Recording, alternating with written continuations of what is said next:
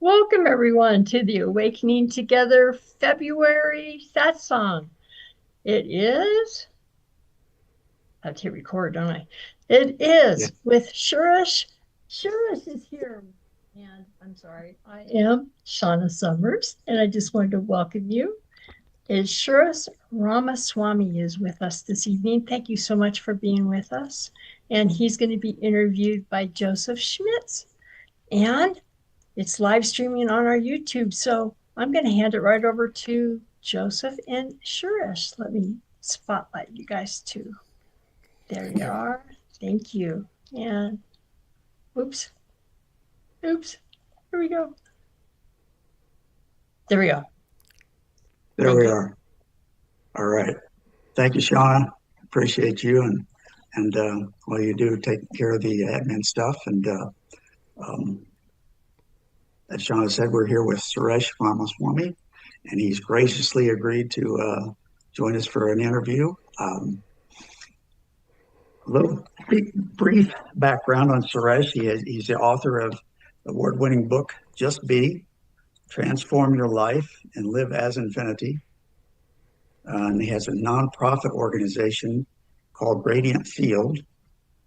And he's recently created an AI chatbot called Suresh AI, which is trained on his writings and teachings, which I haven't had a chance to look at that, but it sounds very interesting. And Shauna is going to hopefully place links in the chat for that stuff if you guys want to check that out. And before we get any further, is there anything else you'd like to share about yourself, Suresh? Before I start with the hardcore questions. Firstly, greetings of light to everyone. Joseph, thank you for being here with me, and I'm delighted to be sharing with you and the entire group. Very much looking forward to it. It's just hearing the name of your group, Awakening Together. Well, that to me, everything in me comes alive when I hear that. So looking forward to whatever areas you want to delve into. Thank you. Yes, and there are, believe me, there's quite a few that we have discussed earlier this week, and then our 15 minutes with your book and your YouTube site and all of this stuff. So we're going to kind of narrow it down a little bit, and maybe we can start with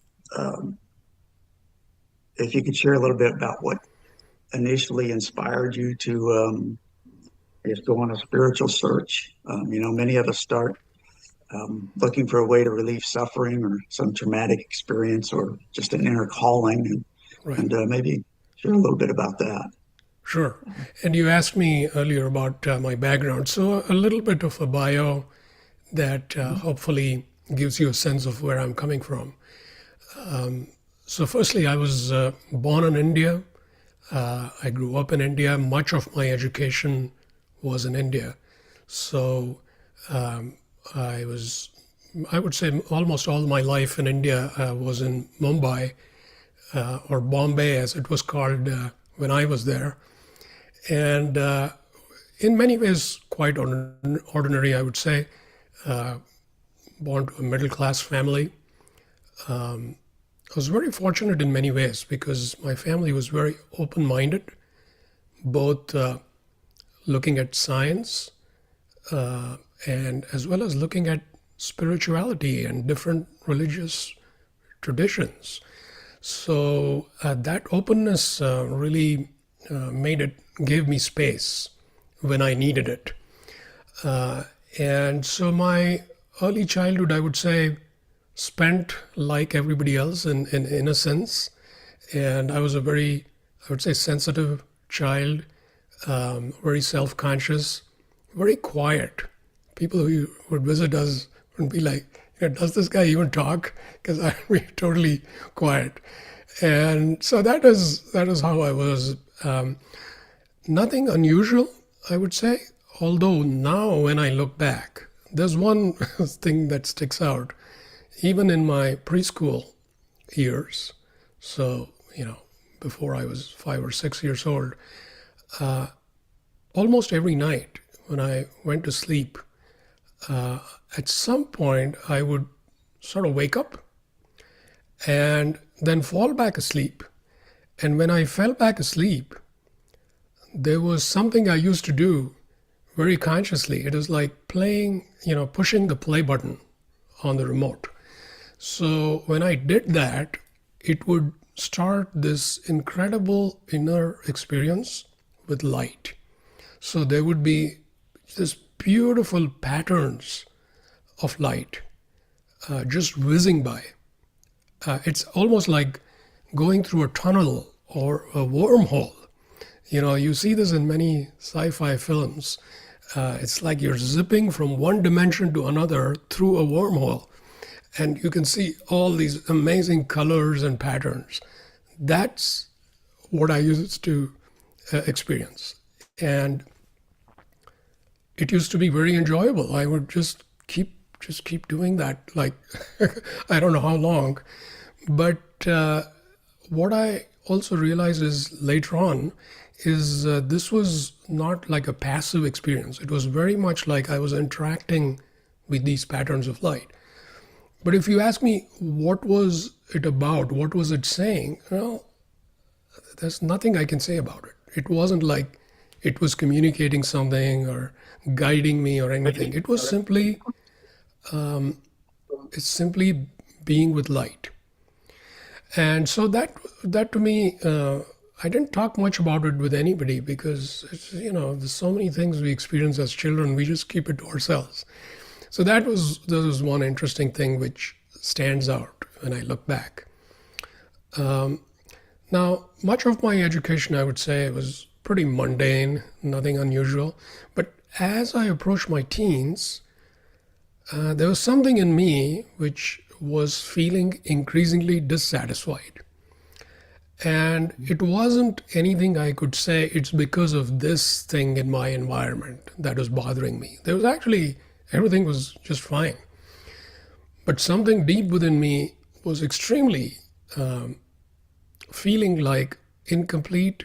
Some big piece of the puzzle is missing. And I didn't know what it was. And what one is generally told by parents, teachers, society, that, you study and then you have a career, you have a family, these things will fulfill you. Somehow that didn't satisfy me. It seemed to me like even if I got all those things, that didn't really add up. So that kind of was caused a degree of, you could say, a certain kind of sadness or melancholy, which I couldn't quite figure out. And just kind of kept it to myself. And so a few years went by. I was still in my teens, but now maybe mid-teens or late teens. And fortunately, my sister brought home a book that she had borrowed from a friend. And I started reading that book, and boy, everything within me lit up. It was like, wow, this is what I've been looking for, this kind of stuff. And that book was the classic autobiography of a yogi by Paramahansa Yogananda, which many of you might have heard about or maybe even read. It's full of fascinating stories, but they are stories that go far beyond what we normally think of as life. They are like just these amazing experiences. But that really opened up things for me in terms of what's life about. Suddenly it was, life is not just about having a happy, successful life. Life is about growing, evolving, discovering the ultimate truth. And that felt right. Now I felt like the main piece of the puzzle was in place, even though I had hardly solved it, but at least I knew what that was about.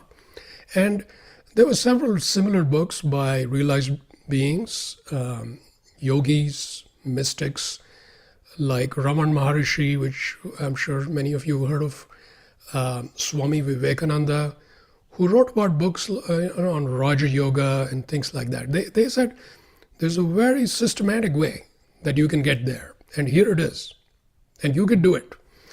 So that appealed to me. Part of me is obviously left-brained, and I was like, yeah, give me a map, give me the proper techniques and strategy, and I'm going to apply myself. So that got me going on the path.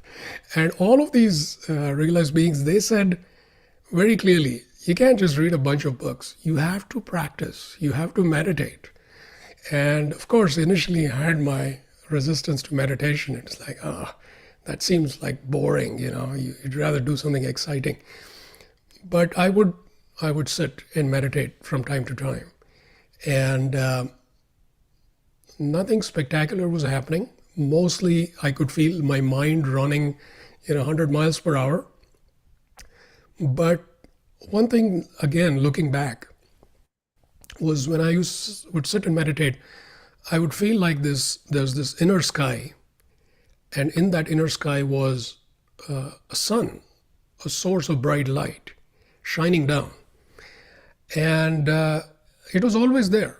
And I didn't even actually give it a second thought. I just felt like, that's how it is for everyone. And so mostly what I thought of myself was somebody struggling with meditation, because the mind would, as usual, not settle down, and it took an effort and these kinds of things. So that was sort of the initial backdrop. At some point, I came to the US to go to grad school.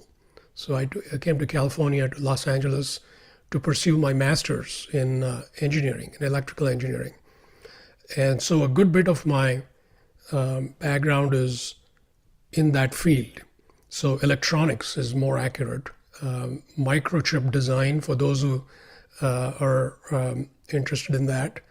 And so that was fascinating to me. So that's what I studied. That's what my first job was all about. Software, as well as designing these microchips. Now I continued doing, I would say pretty feeble attempts at meditation, I would say. It felt like I was not making any significant progress according to how I felt inside. So it was somewhat, it felt like, it'll probably take me a few lifetimes to get there. I can see why they say it takes lifetimes. But I kept chipping away. And one of the things I did, which maybe some of you might find interesting, is seeing that I was not making a whole lot of progress, I would look for very intensive retreats. In fact, I would look for the most demanding, grueling retreats that are available in the entire country. And it took some research. Back in those days, you would send, letters, and somebody mails you a catalog and stuff like that. So typically I would find some of the Buddhist retreats were very appealing, because they're very no-nonsense, very intensive, and the most demanding of them are some of the Zen retreats. They can be quite brutal, actually. And of course, Vipassana, Dzogchen, Vajrayana, there's many schools in Buddhism, and they all can be quite demanding. So I would go for these intensive retreats. And I felt like that was very important, because I felt like I had to put in my effort and demonstrate that I was interested. Just sitting and reading books is not good enough. So I would do that. And again, not much to show for it, I would say, is what it felt like at the moment. But you keep chipping away. So that's kind of the, and when after school I started my career in high technology, and I would do the same thing, read, meditate, attend retreats. My interest had not changed the slightest. So my top interest was always spirituality. How can we have this breakthrough where we, you know, experience this transcendent reality, which all these, beings are talking about, realized beings. And so I was very much, that was the priority. So I'm going to jump forward like more than a decade.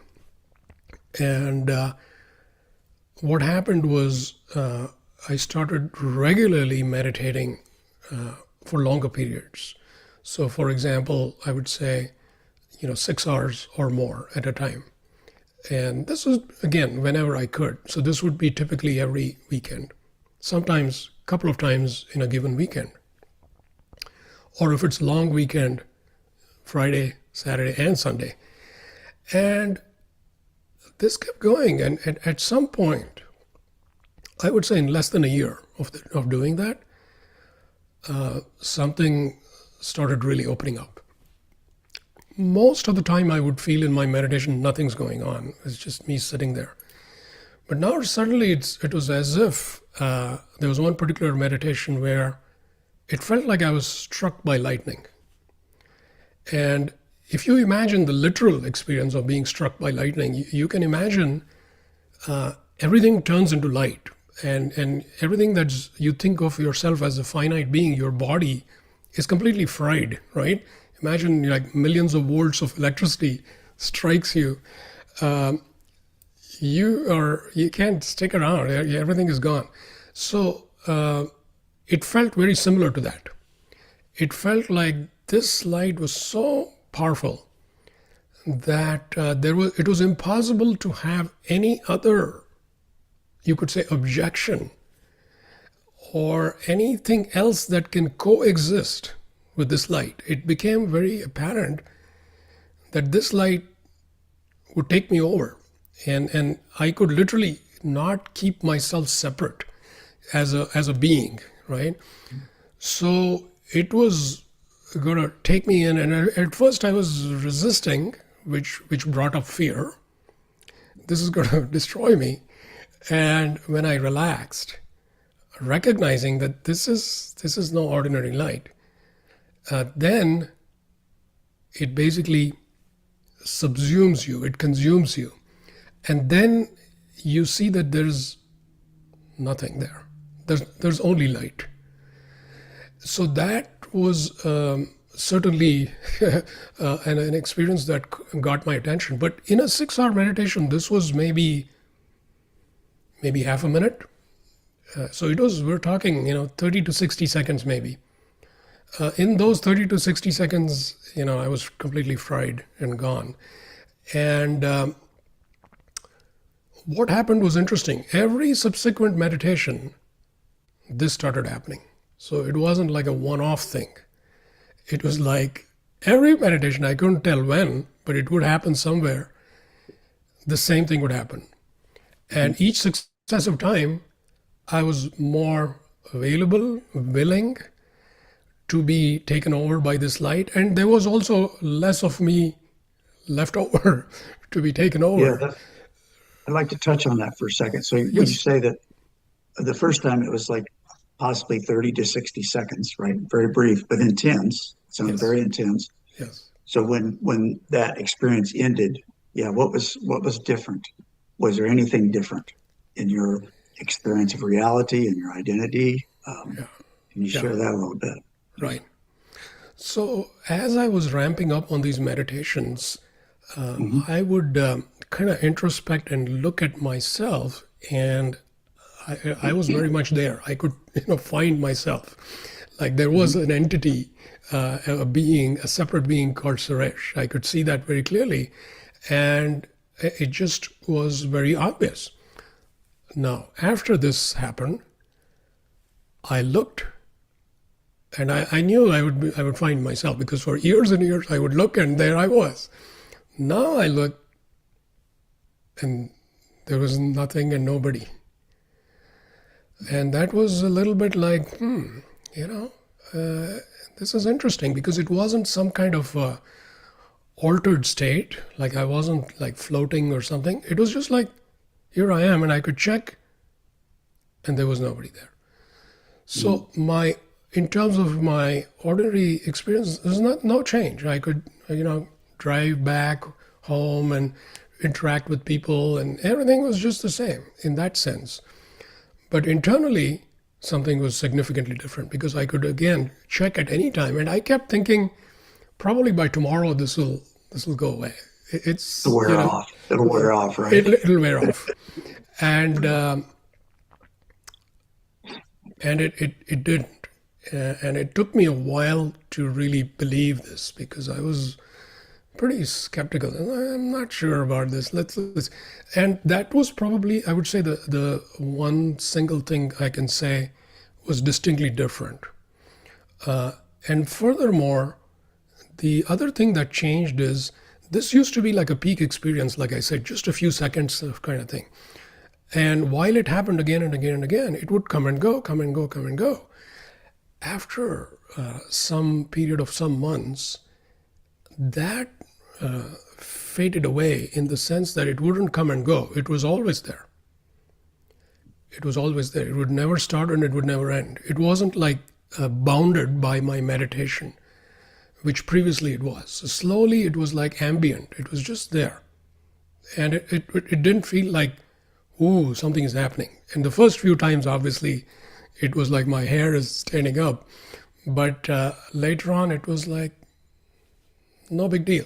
But again, internally, it felt, if I looked, I could see there's a spaciousness, which was just like boundless spaciousness, boundless illumination, and with nothing, no concrete entity to be found in that boundlessness. So that was there regardless of meditation, which was an interesting thing. It actually became very clear that actually meditation, while is very useful, we shouldn't be thinking that we will find truth only in meditation. Truth is always there, 24/7. So it became more clear later on. So let me pause there. I could just keep going. Yeah, well, I loved your the word you used. It was ambient. It's ambient. It's like Yeah. it's not it's always there and Right. always available. Um, light is a from what I understand of your teachings and the stuff that you share, light is a big theme throughout. Yes. Maybe well, before we get into that, I'd like to jump back to the experience as a child in bed. Yes. And it's like you could call that up. I mean, after you woke up and then you went, was this after you went back to sleep? And then you would just go into the lucid light experiences? Or was it while you were going back to sleep or just?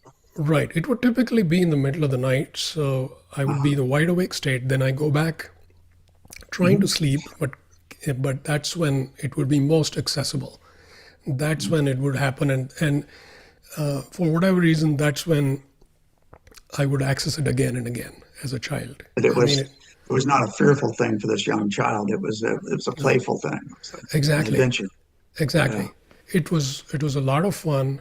It was very fresh every time. And it's very hard to even describe it, but it felt very intelligent. So it was like having a playmate. It wasn't like watching a movie where you just sit back and you're just watching the movie. The movie is doing whatever it's doing. Here it was like it would respond to my presence. And so it was a very dynamic exchange. So it kept it very interesting for me as a child. Yeah. Yeah. I can imagine. I can imagine. Yeah. So many years later, of course, when I saw the movie 2001: A Space Odyssey, which is a really beautiful movie, that they show something very much like that towards the end of the movie. If anybody wants to look it up, you can look it up on YouTube. This kind of experience where the main character is zipping through some unknown dimension, and that I feel has a very similar quality. So anyway. Yeah. Yeah. So when you speak of light now, Yes. um, you speak of the physical light, the light that's coming down from this, and then is there another description you would use for that in your Yes. writings and teachings? Yes. In fact,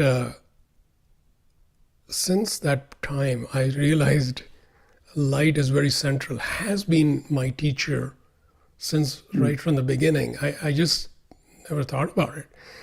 And it became even more significant and more obvious and evident. And as you pointed out, the nice thing about light is we can all relate to it in some way. Because imagine this, even this ordinary, physical life. Imagine if there were no light, right? This electromagnetic spectrum light.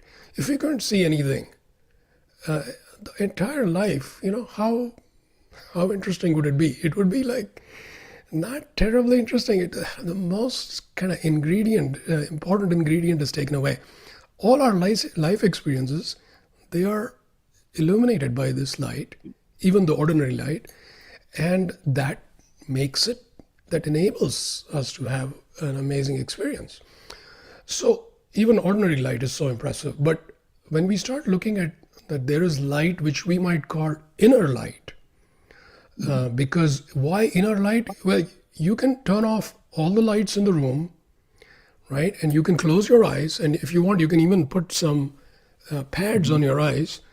And as you sit, sooner or later, you're going to start experiencing light, which is inner light, because there's no light coming from anywhere, and yet you're seeing light. So what is this light? So we all have had some degree of experience with this kind of light. So this is inner light, and it is not physical light. It's non-physical. It's transcendental, meaning it is coming from a higher source. Its nature is not electromagnetic. It's something else. So it's a little bit beyond ordinary science. So we can't measure it in the same way that we can measure electromagnetic light. And this light itself, there's a spectrum. So just like we think about the rainbow and even beyond the rainbow, ultraviolet and infrared, this non-physical light has a spectrum. It goes from like subtle energy to subtler and subtler and subtler and subtler and higher and higher and higher. So there's a whole spectrum there. And it goes all the way to become the most fundamental vibration underlying creation. Mm-hmm. So that is, you could think of as the primordial light, the first light, the light from which everything else came out of, right? We've heard of that. And that too is light. So that is what I call the light of infinity. When infinity first sort of vibrated itself, it's appeared as the light of infinity, and everything else is derived from that. Yeah. Everything else we can think of, whether we think of some other galaxy or some other dimension, everything is coming from that light, all the way to this physical three-dimensional reality. So this light has actually got so much to offer us. And so, but that's a little bit about what this light is all about. And I feel it is actually for folks like us who are interested in furthering our evolution, it can be an incredible boost in opening us up internally. So if we could step back a little bit, if we look at the journey of evolution, I would say most folks, you can look at how evolution is happening on an unconscious level, and a lot of it is through suffering. When we suffer, then something in us is like, I don't like this. We don't need to read a book to see that this is not feeling good. And actually that suffering, it generates a kind of heat. This heat makes us uncomfortable, right? It's like, something's got to change here. And usually when we're suffering, we think, oh, all my problems are because of this thing here. It could be a person or it could be some situation. But internally, we feel this kind of heat of discomfort that we can't just sit around. We feel like, I got to come out of this suffering. That actually pushes us towards growth. We may not think about that as growth, but it actually gets us off our comfortable couches and we start looking for some kind of solution, some kind of change, even though initially it's like we feel something else needs to change, but still we're looking for change. So that kind of is one mode of growth, which is, I would say, relatively primitive, relatively unconscious, but still it is today the most popular path, if you want to call it a path, right? Yeah. But even the discomfort and the suffering is not separate from that light. It's correct. We'll get to that. Yes. So Okay. yes. So, but that's from a person's point of view, all they see is suffering. It just feels like they don't feel anything as amazing is happening. They're like, here I am suffering. Please, somebody help me. Now, when somebody starts becoming somewhat conscious, they start looking at how can I grow without somebody always poking me and pushing me, because I want to grow. And that's actually a huge leap. When you look at somebody over, I would say, maybe centuries, that's a very critical turning point.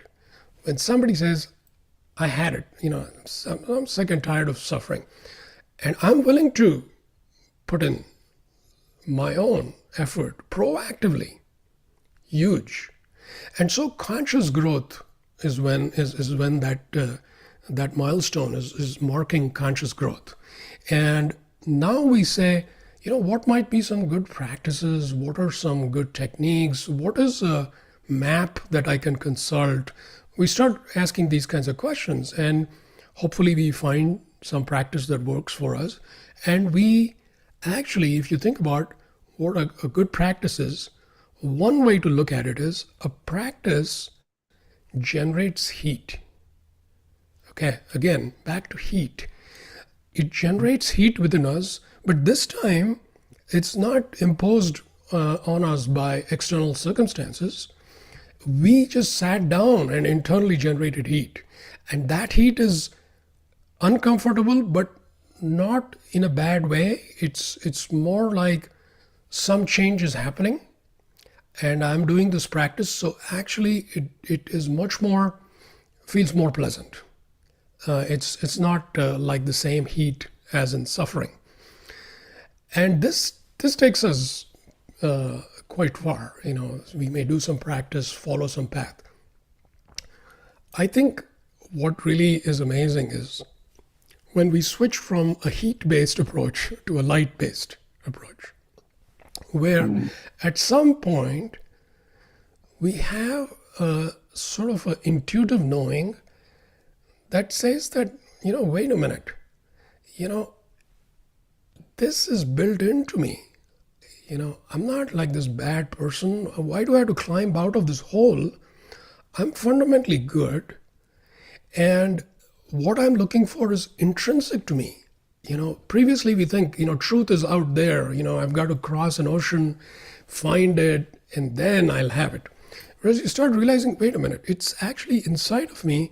I need some help, but it's a different kind of help. And this is when light can play a very powerful role in illuminating within us what is already true.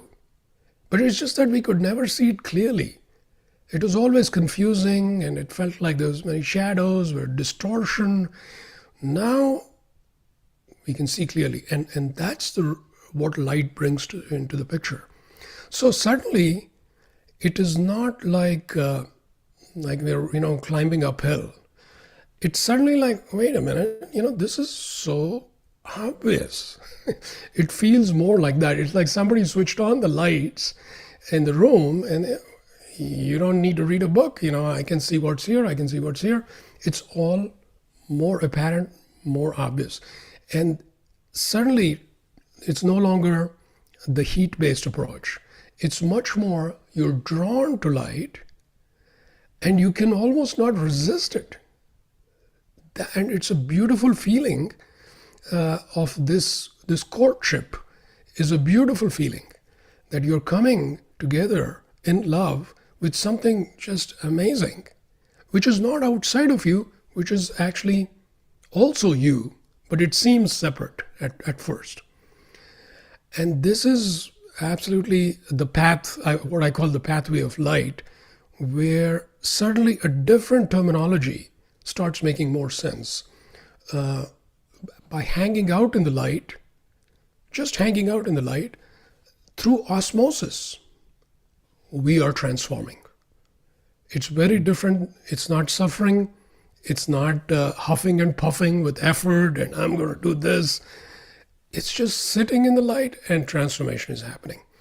So it's a beautiful feeling of resonance, which actually is a key indicator. So from the point of view of the individual, you feel something here resonates and you're drawn to it. That's a good indicator. And you may also think of this as a transmission, where as you consciously bask in the light and you're open and you receive it, a transmission occurs where a lot of light is able to permeate into the innermost core of your being. And the core of your being wakes up. It's like it says, yes, this is what I'm looking for, and this is my true nature. So that is a little bit about light and how the journey looks when light starts dominating. Now, to your earlier point, light was always there. I mean, even in fact, in the darkest moments of suffering, light was there. But somehow we don't engage with it. We don't quite feel ready for it. Maybe it needs some ripening. But I would venture to say that all of us here are more than ready for it. We shouldn't think that, boy, I have a long way to go. No, not at all. Light is here. You are here. We are here. That's all that it takes. An openness. Yeah. The image that's coming in as I'm listening to you go through this whole process, right, is just a simple image of a seed being planted in the ground under some dirt, and it's uncomfortable in the heat and all of this stuff. Yes. And then as it starts to pop through and break through, and then it just feels the intrinsic draw to the light, right? Yes, exactly. And it's the light all along, but it was under the dirt and the worm shit and whatever else it's in there with. Yes. Not comfortable. I don't like this. Something has to change. The breaking open and just all of that, and then just being intrinsically drawn towards the light. Right. Yeah. Right. Exactly. And that's a beautiful analogy you bring up, because you feel that constriction when you're still under the ground and still trying to sprout. But a point comes when you pop out. Now there's a lot of freedom. You can sense it and feel it. And now it's about gravitating towards light, or somehow sensing where the light is and just orienting yourself to receive the light. And I think that's what makes a huge difference if we do that internally.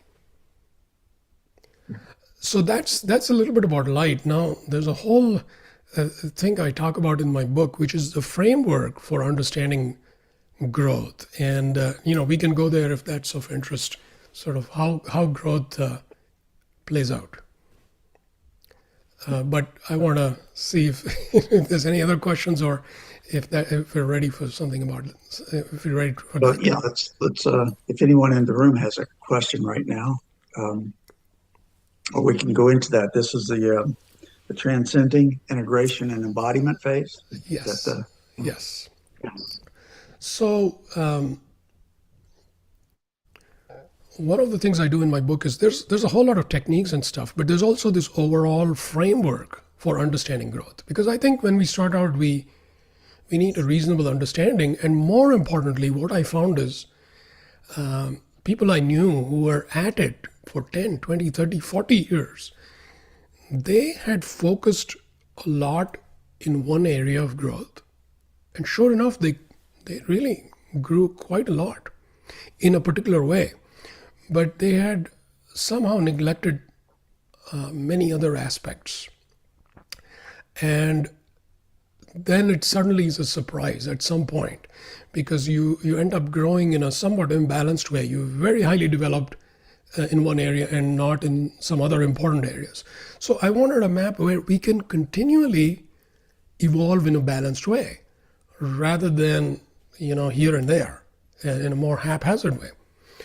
So the map it basically talks about three phases. There's three phases in a very big picture. The first phase is transcendence. Mm-hmm. Transcendence is about how can we step out of this mundane reality, a three-dimensional reality, and have a direct perception of something beyond this three-dimensional reality. So that it is not based on, oh, somebody I really trust told me, so I believe it. It's like we have to have a direct experience of this higher reality. Even if it's a short glimpse, it makes a huge difference. So transcendence is about what can we do to propel ourselves and have this higher glimpse, higher vision. And it's very, very significant. And because at that point we can say, I have glimpsed truth, at least to some degree. And so that's I would say the first phase where we transcend. Following transcendence, there's integration, because the truth we have recognized, it needs to be not locked up in some special state. It has to be part of our day-to-day existence. So we have to take the two, the very amazing truth and the ordinary reality, and we've got to bring the two together so that it's no longer something unusual, special sort of experience. It should be an ordinary thing. And for some people, going back to transcendence a little bit, we may not realize it, but most of us are living in a box of some kind. The box is made up of our ideas, concepts, beliefs, mostly driven by the identification with our finite self. So, I think I'm this person, I live here, this is my job, all these kinds of things, they define the walls of that box. Especially when we have identified with these things. So, this is who I am. Yeah, I am an engineer. Yeah, that's me. So it becomes the walls of a prison, which we have constructed, which we don't realize. So transcendence you could think of as opening a door, opening a window from this prison, stepping out of the prison, taking a walk, actually seeing, wow, there's a beautiful park close to where I live, there's a beautiful lake. Seeing these things and then coming back. But this time you know what's out there. So transcendence is a direct experience of something outside the box that you normally live in. Mm-hmm. Now integration is the ability to go back and forth so that even when you have returned to the box, you are still able to live from that recognition that there's a beautiful lake, there's a beautiful park, there's a beautiful neighborhood. You are able to keep that with you, even while you're having interactions in the box, perhaps different kinds of experiences at work, in personal relationships, all kinds of things are going on. But previously, they were predicated. They were under the assumption that this box is the only thing there is. But now, you're including the knowing that there's a lot more to life than just this box. That changes the day-to-day interactions, and it is actually thinning the walls of that prison. The walls of the box are thinning little by little each time we integrate. And so that's integration, and we'll come back with more detail if we need to. Having integrated, we're now ready for embodiment. And embodiment is saying, I've realized some truth, but can you live 24/7 from that truth so that you are not just keeping a nice concept in your head, but you're radiating that. You're literally radiating that. So the collective is positively impacted by your mere existence when you embody. Until then, it's more like, here I am, I had some amazing experiences, and yeah, I'm, quite far along. But when you embody, your vibration is helping the collective, even without you saying a word. So by no means am I saying you gotta, start a YouTube channel or something like that. Your mere presence speaks volumes. And you may be a school teacher, you may be a policeman, it doesn't matter. Wherever you are able to radiate that light, that knowing. So that's embodiment.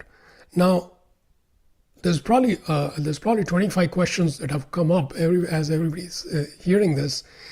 First thing I'd like to clarify is, it's not as if transcendence happens like, you spend 10 years working on transcendence, and then boom, you got it. You're done with transcendence. Now let's get started with integration. Spend another 10 years in integration, and then another 10 years in embodiment. No, that's not how it works.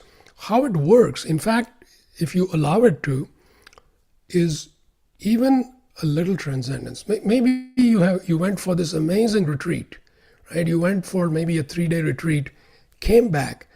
You can definitely feel that elevated vibration. You have definitely tasted some transcendence. Now, just take that and integrate it.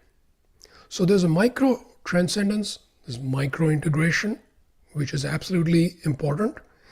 And then there is embodiment. Whatever you've transcended and integrated, you can embody that. You don't have to wait for being some, great being or something. All of us can be doing this. If we don't do it, then things can pile up. And if we don't integrate, for example, we may be having these amazing inner experiences that we know we are actually tasting something absolutely amazing. On the other hand, in our day-to-day life, we have tremendous challenges with people. Number one is most common, or we may have challenges with managing day-to-day reality, like livelihood, keeping track of stuff, just navigating ordinary life. We may have difficulty. So that means there's some integration that's missing. Because all those lofty realizations, they have to show up in our day-to-day stuff. So very important to do this as often as possible. So as you might imagine, this is a cyclic, iterative process. So you transcend, integrate, embody, transcend, integrate, embody, you keep doing this again and again and again and again over the years. But wherever you are in a relatively good place, because it is stable, holistic, is 360 degrees, which I think is a very good place to be. No matter where you are in a good, solid place. It's not wobbly. So I would think of it as whatever awakening one has is much more durable, is more resilient, is more solid. It's not shaky. Otherwise, it can be not so comfortable. You have something, yes, it is real, but on the other hand, wobbly. So that's it in a nutshell. Yeah, thank you. That was very descriptive. at the beginning you mentioned being out of balance. I think one phrase you used when we were talking earlier this week was lopsided growth, which I thought was a great phrase. It's like Yeah. lopsided growth. Yeah. So that would be something like, okay, I've had these experiences, these wonderful meditative experiences or whatever in the retreat stuff, but I've got this terrible relationship with my spouse. Yeah. Or I just have no idea what to do about money. The money thing is just always Right. messed up, you know. Right. That's the sort of out of balance thing you were talking about, right? Exactly. Is that correct? Absolutely. So these things end up being actually good feedback for us. So I think of it as like almost like, when you're driving, you're looking at the car dashboard. And the dashboard gives you some important things. How much fuel do you have? How fast are you going? So the dashboard of life includes relationships with people, relationships with money, relationships with your own body and your physical reality. These things are important indicators which tell you this is not some idealistic thing that everything has to be perfect. That's not what I'm saying at all. But even if a relationship is not going well, how conscious are you in that relationship? How much clarity do you have?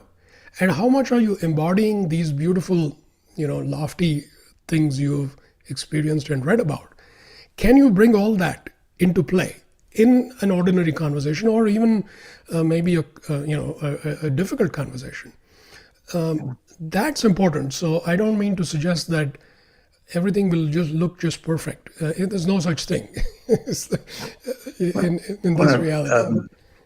Yeah, if I can, I want to read something from your book. Sure. This is from the integration section, right? The transcending and then integration. And then what you write is integration is often ignored and at great peril. When integration is disregarded, life presents you with situations to remedy that. Yes, that's right. That's You can right. run, but you can't hide. And then it That's says right. these situations, which can be difficult and challenging, show you where the darkness is hiding within, Right. so you can address the issue. Right. Yes. To me, Thank you that's a for very thank you for pulling that out. Yeah. In fact, integration can be talked about as bringing the light that we have seen in transcendence into the shadows. So wherever the pockets are within our consciousness, where there's still some shadows, we're bringing the light. So everything within us is lit up. That is a good sign that somebody is awakened in a more complete and holistic way.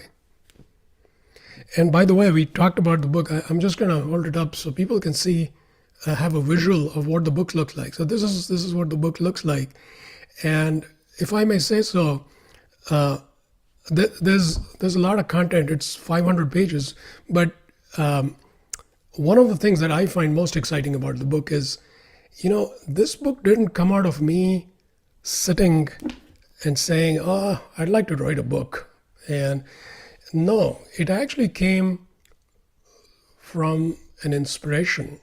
And it was light was actually as if speaking to me and nudging me to share some of these insights.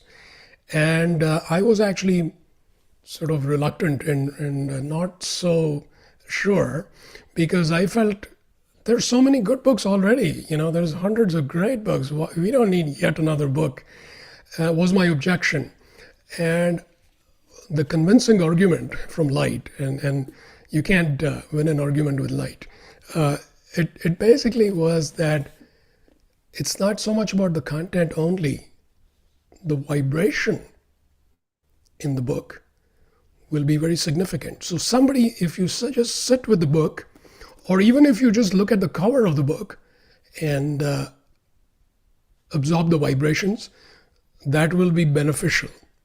And so when light was conveying that to me, I was like, this is not something I can do. I can write a few things, but so I had the assurance that light was taking care of that aspect. So to me, And that's when I was like, okay, sign me up.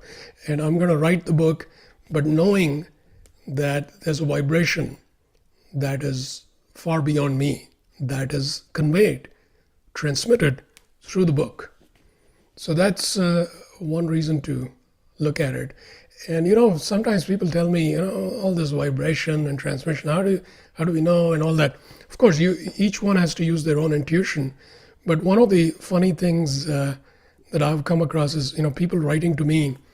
There's this one person who wrote to me about her dog. Now, this dog, I can tell you, it doesn't read English or anything, but it would go to this person's bookshelf, pull out this book every day, pull it out in its teeth, bring it to her every day, just giving it to her. And she was like, it doesn't do that with any book, and I haven't trained it to bring me books. It just does that with your book. So the dog maybe is noticing some vibration, who knows? I've had babies also feel very comforted by keeping the book. I'm talking like a 1-year-old who doesn't even know what a book is, but keeping the book, they find it soothing, and maybe they're picking up on something. So those are two interesting stories. I have the Kindle version. Maybe I need to get the print version for my dog. I'll put it under her bed. We have a dog that has had some aggressive issues, and she loves my wife and I, but she doesn't like anybody else. So yeah, interesting. Yeah. Yes. Yes. There's a couple of questions here that I've written down that have gotten answered. And I just want to mention that one of them was, I was going to ask if you, on your journey, had you had a teacher at some point? But I think you mentioned that light became your teacher. Is that correct? That's right. If I look back now, there hasn't been, anybody I ran into in my entire life that I felt this person is my teacher. Never felt that way. But on the other hand, when I connected with light and with infinity, which is, the all there is, that to me feels like my real teacher who has been sort of looking over and taking care of me from a long, long time, and giving me just the right resources that I needed along the way. So if I look back, I would now say light and infinity, these are my teachers, is how I see it. Yeah. There are, yeah. You got a big amen from Shauna. I see that. And there are Nisargadatta Maharaj comes to mind, and he said, your own teacher is your inner guru. Your inner guru is your own teacher. Yeah. Even people who sort of work with me, I encourage people to connect directly with light. I'm not big about intermediaries. I don't want people to be looking at me. I want people to directly connect with the ultimate. And to me, that's where you're going to get the highest quality, most optimized guidance in just the way that's going to help you tremendously. And we have to just get good at receiving, actually. To me, the advanced part of the journey is very yin in character, meaning we have to be very soft, open, receptive. And if we can do that, and some people might throw in the word surrender, which is, goes right along with it. That is what really helps us grow very, very fast. How fast can you let go of all the stuff that you're hanging on to, right? That's what determines how much we can absorb of the light and allow it to transport us to a completely different plane that we cannot even conceive of. Which doesn't mean we go off to some other planet. I'm talking while being here, we are transported to a higher state of consciousness. Yeah. I think Mana Maharshi, a paraphrase, said something like the greatest gift you can render mankind is your own awakening, your own realization. Right. And then he didn't, I don't think he meant by that, like you mentioned earlier, it doesn't mean you're going to write books and go out and you're just Right. going to, That's right. be. Yeah. Exactly. So Exactly. one of the, um, I just want to share this out loud because one of the things I just absolutely love about this community is one of the greatest gifts of this community has been that we keep getting guided back to our own inner wisdom, our own intuition, our own guidance. What should I do about this? Well, ask within, sit, be with your own. It's I don't know. It's often referred to as light, but I think it's the light that illuminates that wisdom Yeah. when the clarity comes through. That's right. That's I right. don't think of it as light, but as I'm listening to you talk, it's the same thing. Yes.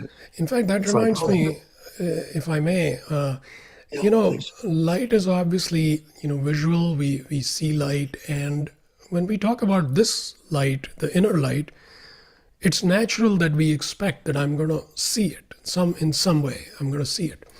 And indeed, you may, our inner vision, we can have an experience of seeing this light. But very important, it is not limited to the visual faculty. This inner light, some people may just feel it. And some people might just know it. It's like a knowing. I don't know how I know it. I just know it. So this is very important. So we don't have to keep thinking, oh, I can't see light. I must be missing it. No, you may be picking it up in many different ways because ultimately this light is a vibration and it can appear in a million ways. And in fact, I would caution everybody, the experience you heard from me and maybe other people, don't think of that as this is how it's supposed to be.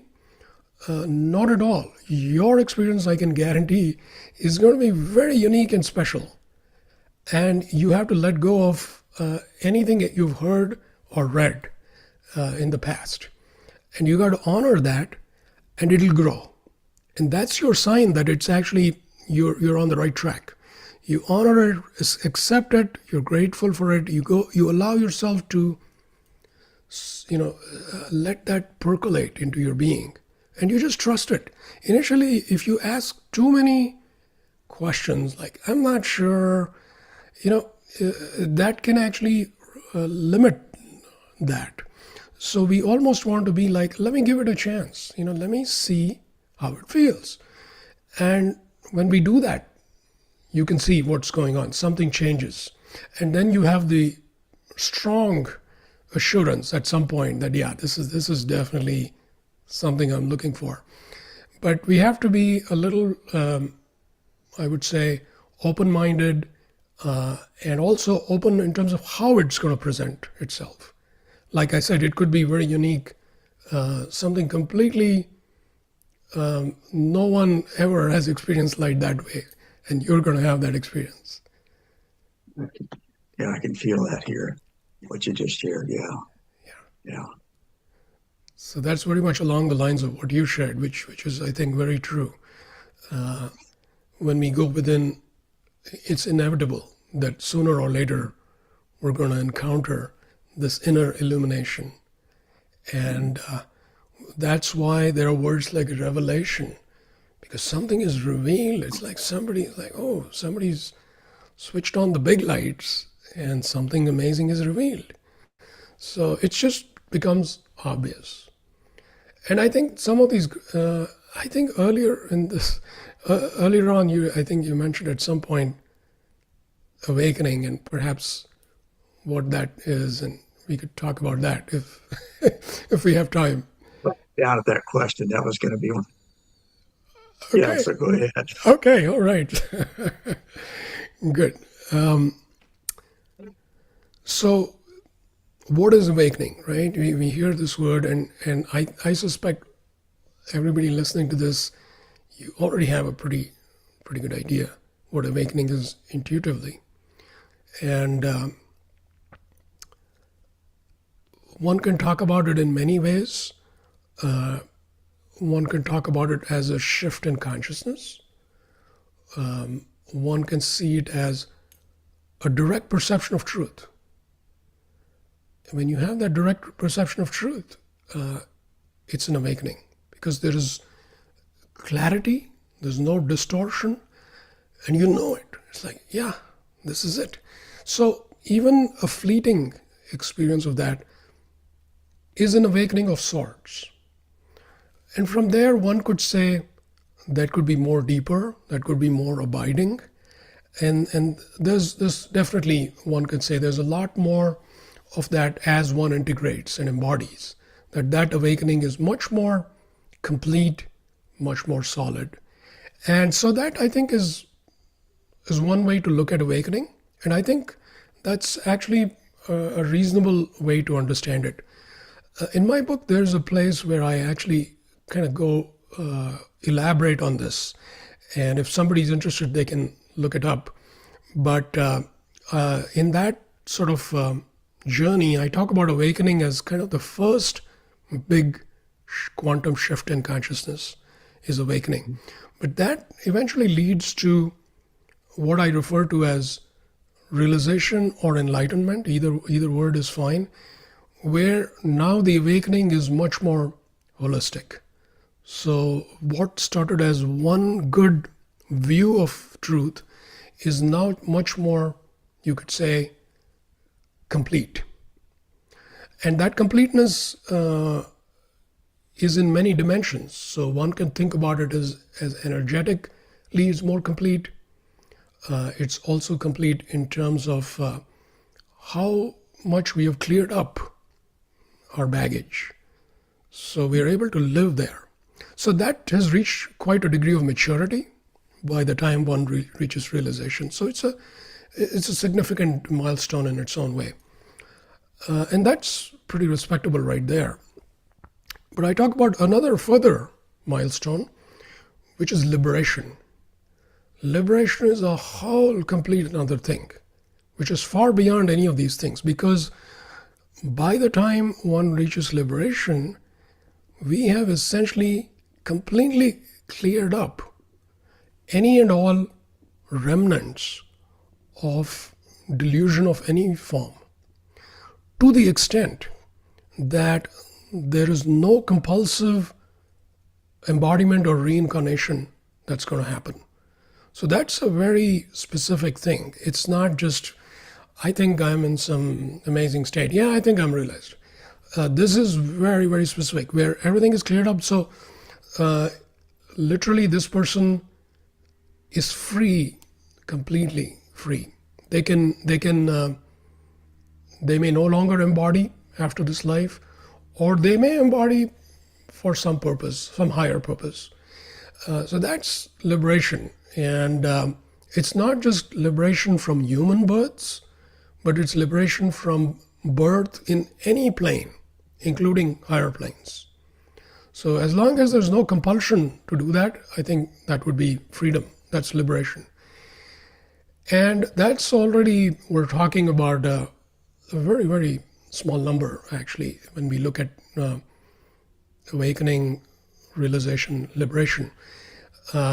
I talk about another further evolution, which is so evolved that it's almost impossible to talk about, which is called... There's more, right? But wait, there's more, exactly. It's going to ship next quarter. Like, I mean, usually Apple is like, one more thing, one more product. So this is what I call infinitude. Infinitude is being infinite with absolutely no identifiable point of reference. So there is like literally nothing there that one can point at. But it is a real thing. One is existing as this infinity. So it's obviously, it's beyond definition, actually. I cannot tell you this is what it looks like. It's blue in color. There's literally nothing we can say about it. But it is, it sets up the whole. So we have a good frame of reference. I think too often we are in a hurry to get there, and people have an awakening experience, and next thing you know, they're writing books, and next thing you know, they're talking about it. And there's a very big picture that is often not completely recognized. Do you mind my asking, is Suresh living in the experience of infinitude? Or have you had the experience and temporarily, and could you describe that? Well, I mean, the experience of infinitude actually, I would say many of us have had. So yeah, absolutely. But of course, dissolving into that state of infinitude, that's a whole other thing. And who knows where I am? To answer your question, I mean, I make no claims. So to be clear, if somebody thinks Suresh, yeah, I think he's just he's in kindergarten, they're probably right. So, I don't make any claims. Yeah. Well, I wanted to ask you directly because I don't want to make up something in my mind about, that's, yeah, it's Yeah. not my job. I think the best answer is one's own intuition. I would say everybody, whatever they feel internally, that's the better answer than anything I can say. Yeah. Thank you. And this is where we're all starting from too, right? You Yes. tell a story in one of your interviews, I think, about the man looking for directions from the farmer. And how do I get from here to there? And the farmer says, "Well, I wouldn't start from here if I were you. You have to I start know. from here." That's mighty helpful, right? Yeah, yeah, Yeah. So, I mean, the spiritual journey has got so many fascinating paradoxes. And, you recognize that here's what I feel, when I look at everybody, I feel we're all in the same boat, actually. Regardless of where we seem to be, at our essence level, at our level of who we truly are, there's no real difference. So even though I talked about all this evolutionary stuff, at the same time it is true that our fundamental nature, we're already there. And what I talk about, we talked about light, but the other thing I talk about a lot is beingness. Beingness is peeling away all the layers which are confusing us until we are at this most fundamental level of our being, which is our essence, when we can just abide in that essence, as essence, that's being. And none of us is excluded from that.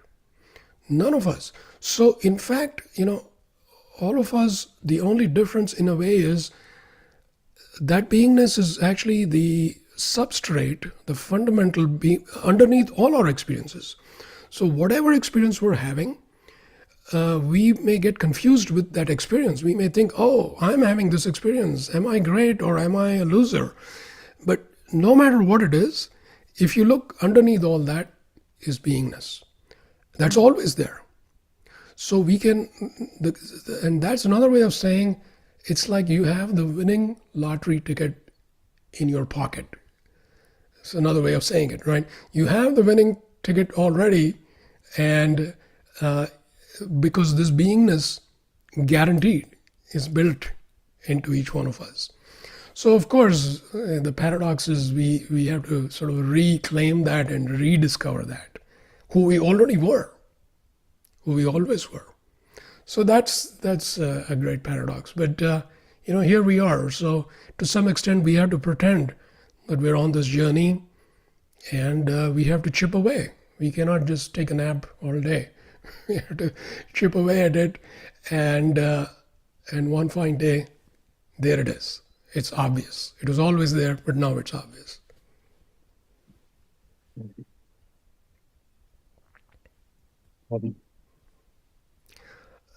Happy to take any questions. And I know you talked about another question earlier on. You mentioned my nonprofit. We can talk about that if there's a moment. If you'd like to, yeah. Yeah, we have a few minutes left, so yeah. Yeah, if you want to mention that. Yeah, or if there's questions in the queue, let's take that too. I mean, I'm fine. Yeah. Sean has posted a link in there. So yeah, it's a Okay. radiantfield.org. Oh, So okay. yeah, Okay. I would like to hear a little bit about Okay. that I'll, too. I'll just say a couple of things and happy to elaborate. So, we talked about transcend, integrate, embody.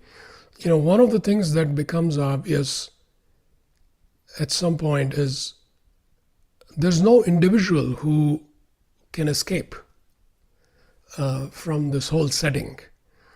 We are all in it together. And when that recognition comes, there's a shift in one's own consciousness. For the longest time, I was like, in this lifetime, if I manage to get enlightened, that's pretty good. I'm very happy. That's what I'd like to do and accomplish. But that is laughable now, looking back, because at some point it became clear that the whole point of my life was actually this component, which is to actually embody, share this truth and this light. So, one of the vehicles for that is this nonprofit I created called Radiant Field. Radiant Field, the vision of Radiant Field is to uplift global consciousness through light. It's very simple.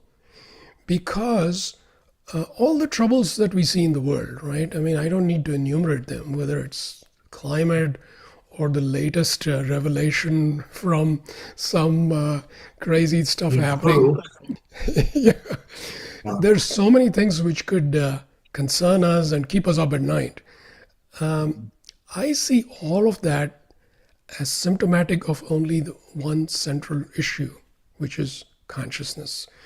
If we stay in low consciousness, then there'll be lots of issues. If we're able to raise our consciousness, issues will magically start falling off. So we can go after each one of these and try to, the whack-a-mole kind of thing, try to get each one of these, and then there's another one popping up, another one popping up. It's like futile. You can't make it all work. Whereas if you address the core problem, if we can shift our consciousness, that will have a dramatic positive effect. So Radiant Field is about exactly that. How can we shift the global consciousness? But we might think, here's little me, what can I do? There's not a whole lot.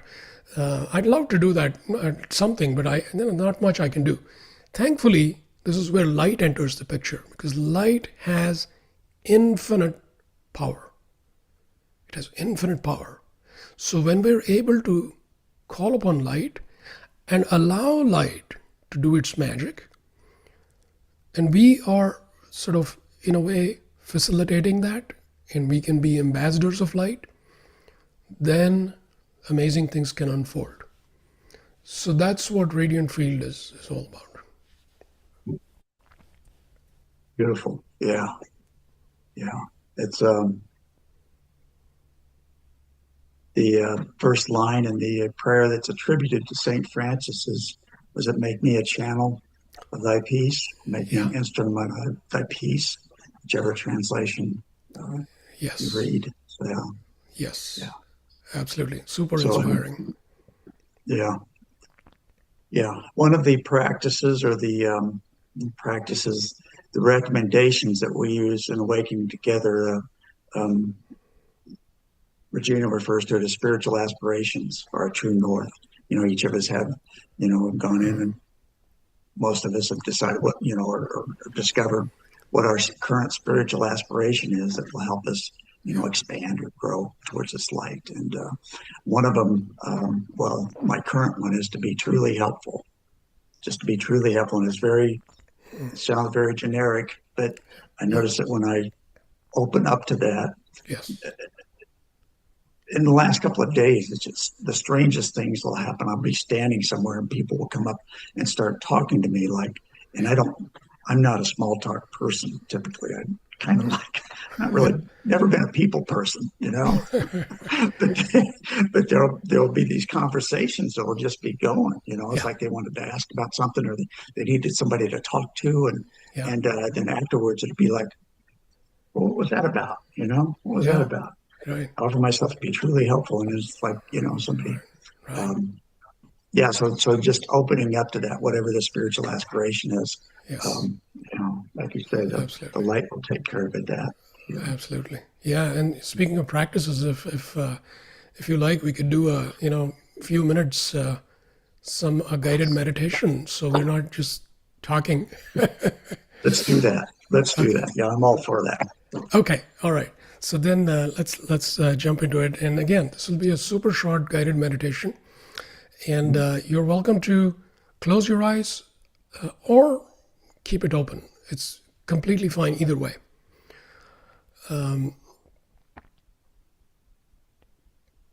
One of the things I'd like to experience, us to experience in this meditation, is a direct, powerful transmission of light. And so let us step into it. So a setting that comes to mind is earlier this morning, I went to the beach. So I live in San Diego, and we are blessed with many beautiful beaches. So as I sat on the beach looking at the ocean, and you can join me as we walk through this, imagine you're sitting looking at the ocean, right? The ocean is so vast, expansive, boundless. And this ocean, as we look at it, it represents infinity. It's like, where does it begin? Where does it end? And as we sit with the ocean and relax,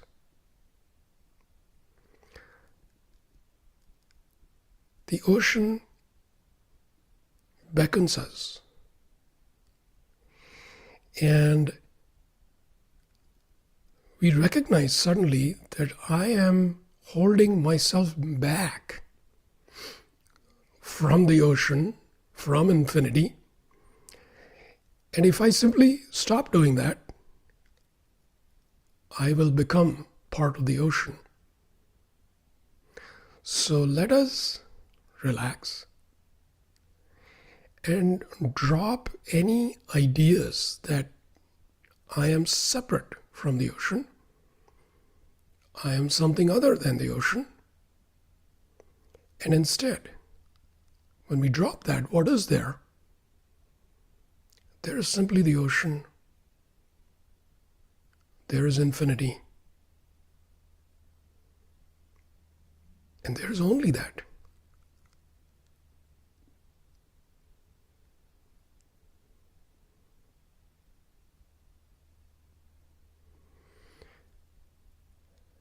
Notice the expansion. Notice how you dissolve.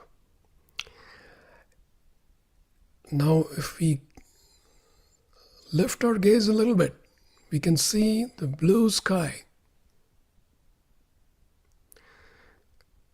The sky itself is vast, expansive, boundless.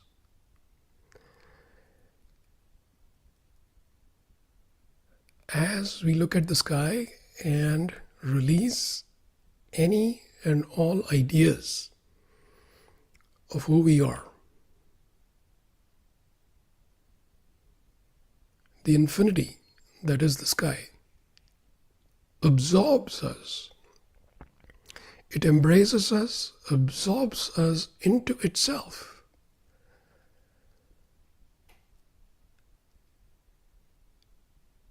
And we can see, wow, this is the only thing that is really there.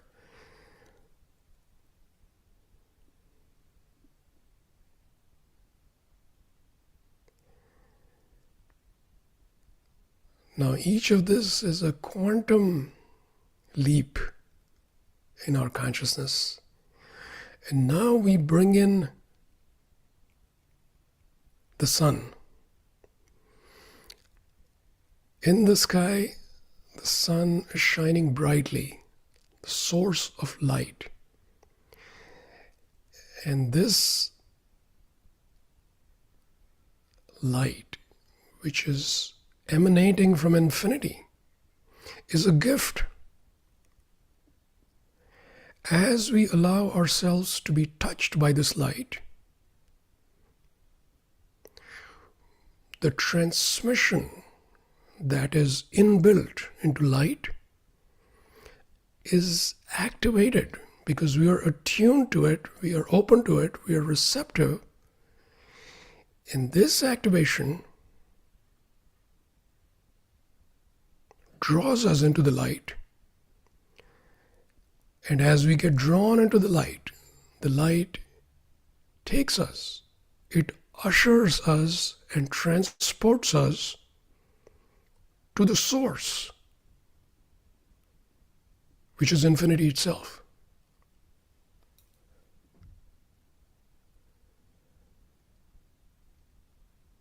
So let's spend a few moments in silence as we completely immerse ourselves and merge into this infinitude.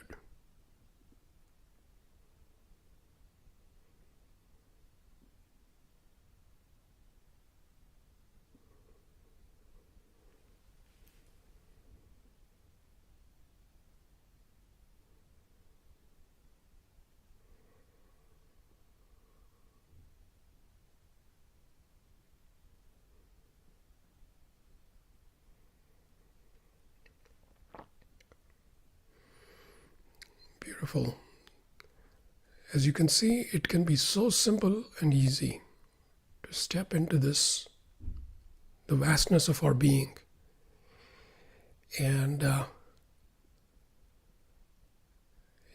after that, it's hard to say anything because what words can convey that? There's nothing.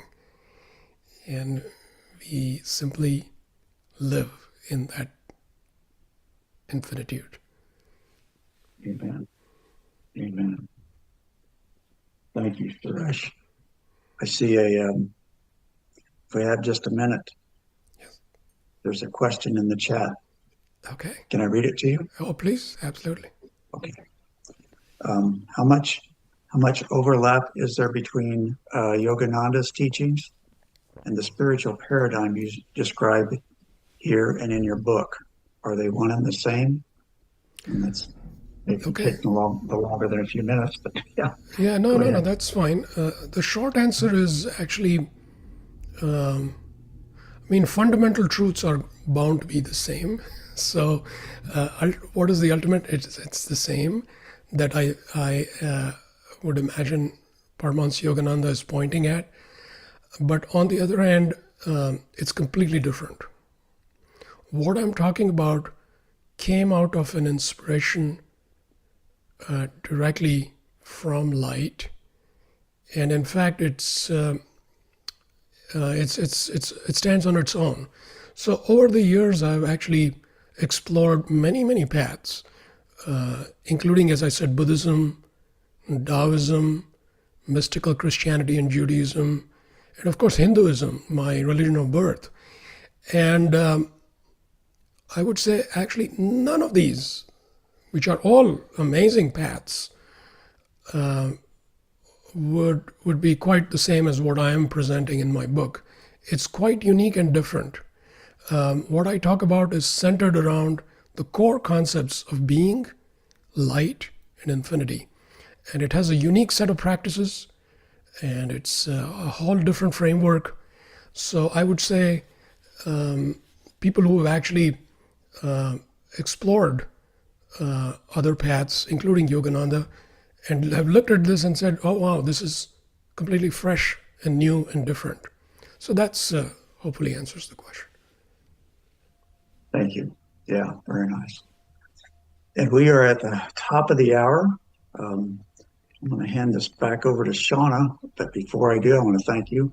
Thank you, my friend, for being with us and sharing for the last hour and a half. Yeah. Thanks everyone for being here, and until we meet again, thank you. Thank you, everyone. Thank you, Joseph. This has been a treat. Wonderful. Yeah, it's been a rich conversation. Thank you so much, Suresh. Boy, that was just amazing. I'm kind of speechless. So the transmission and the light is so obvious. Thank you. Thank you so much for blessing us tonight. And this was Awakening Together's February satsang. And thank you. Thank you all. Thank you again. Thank you so much for hosting this. Yes. And I'll quit the YouTube here, I think. Yes. Okay. So want to remind